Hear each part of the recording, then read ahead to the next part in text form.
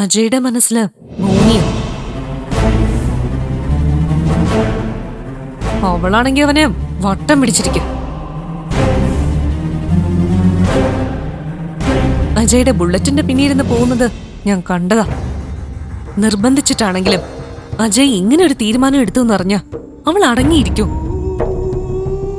അവൾ അവനെയും കൊണ്ട് പോകുമോ അമ്മേ? ഏയ്, അതൊന്നും നടക്കില്ല.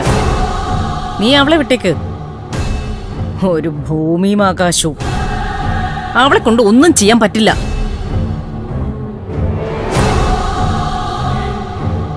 കല്യാണത്തിന് ഇനി 7 ദിവസം മാത്രം. വിവാഹം ഒരു തടസ്സവുമില്ലാതെ നടക്കണം. അവസാന നിമിഷം വരെ ശ്രദ്ധ വേണം. വിജയം ഉറപ്പാണെന്ന് കരുതി അശ്രദ്ധ കാണിച്ചാ നമ്മളിവിടെ തോറ്റുപോകും. ഏയ് ഇല്ലമ്മേ, ഞാൻ ശ്രദ്ധിച്ചോളാം.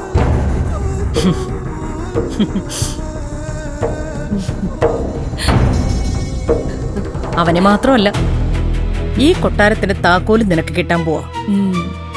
അതിനി 7 ദിവസം മാത്രം. സന്തോഷായില്ലേ നിനക്ക്? വളരെ വളരെ സന്തോഷായമ്മേ. നമ്മുടെ സ്വപ്നം നടക്കാൻ പോവല്ലേ?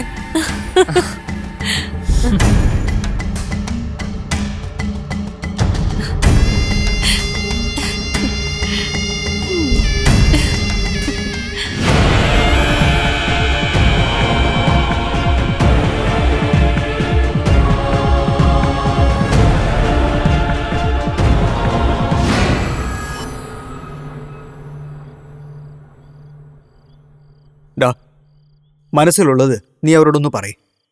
ഇങ്ങനെ ഉള്ളിൽ ഒതുക്കി നടന്ന നീ തകർന്നു പോവും. തകർന്നു പോയില്ലടാ.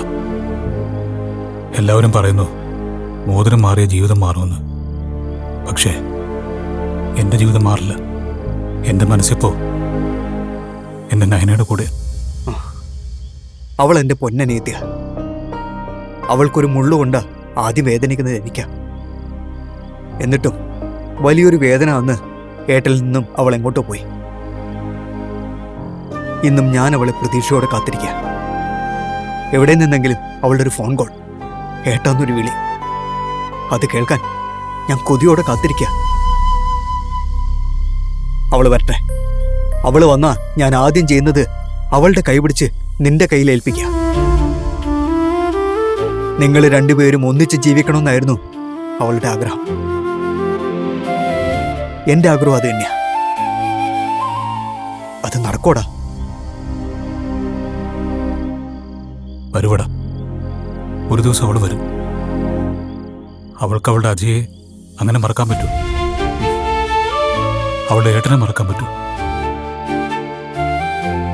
വല്ലാതെ സങ്കടം വരുമ്പോ, ഒറ്റപ്പെടുമ്പോ കരയാതിരിക്കാൻ വേണ്ടി ഞാൻ വെറുതെ ചിന്തിക്കും. ഞാനും അവളും കള്ളനും പോലീസും കളിക്കുവാണ്. ആ കളിയിൽ ഈ പോലീസുകാരനെ പറ്റിക്കാൻ ഇവിടെ എവിടെ ഒളിച്ചിരിക്കുവാണ്. നീ കണ്ടോടാ, ഒരു ദിവസം ഞാൻ അവളെ കണ്ടുപിടിക്കും.